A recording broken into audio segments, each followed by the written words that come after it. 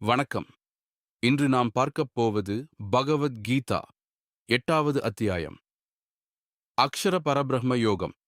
இந்த அத்தியாயம் வாழ்க்கையின் மிகப்பெரிய கேள்வியை அட்ரஸ் செய்கிறது. மரணத்திற்கு பிறகு என்ன? வாழ்க்கையின் உண்மையான அர்த்தம் என்ன? கிருஷ்ணர் ஒரு பவர்ஃபுல் ட்ரூத் சொல்கிறார்.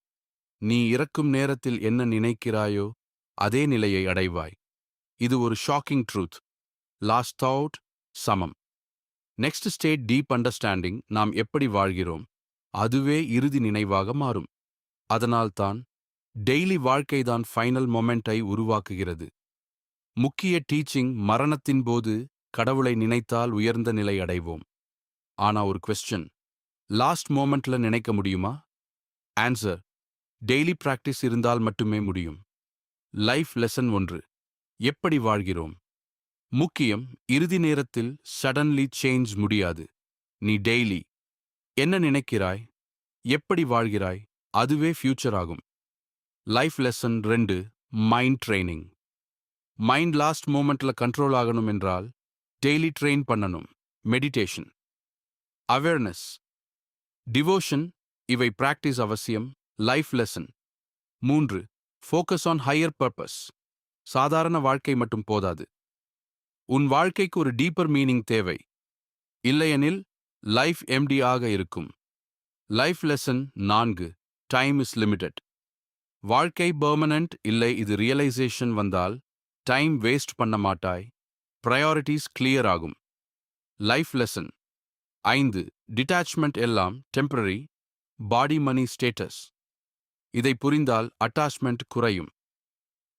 Meditation role. மைண்டை ஒரே இடத்தில் ஃபிக்ஸ் பண்ணும்.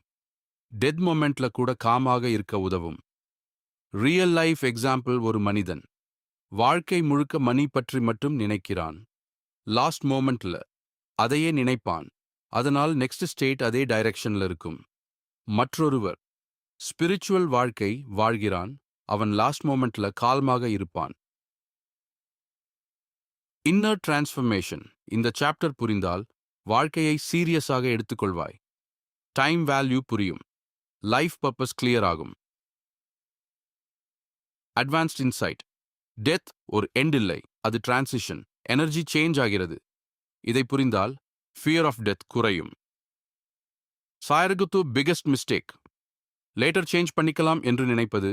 Life unpredictable. Change now. ட்ரையும் practical steps. Daily meditation. God remembrance. Positive thinking attachment குறை. இதை பிராக்டிஸ் பண்ணினால் லாஸ்ட் மோமெண்ட் ஆட்டோமேட்டிக்லி கால்ம் ஆகும். Final summary. லாஸ்ட் தாட் முக்கியம். டெய்லி லைஃப் முக்கியம். மைண்ட் ட்ரைனிங் அவசியம். டிட்டாச்மெண்ட் தேவை. Purposeful living. அப்புதபிரபனா ஒன் பவர்ஃபுல் லைன். நீ எப்படி வாழ்கிறாயோ அதுவே உன் இறுதி நிலை.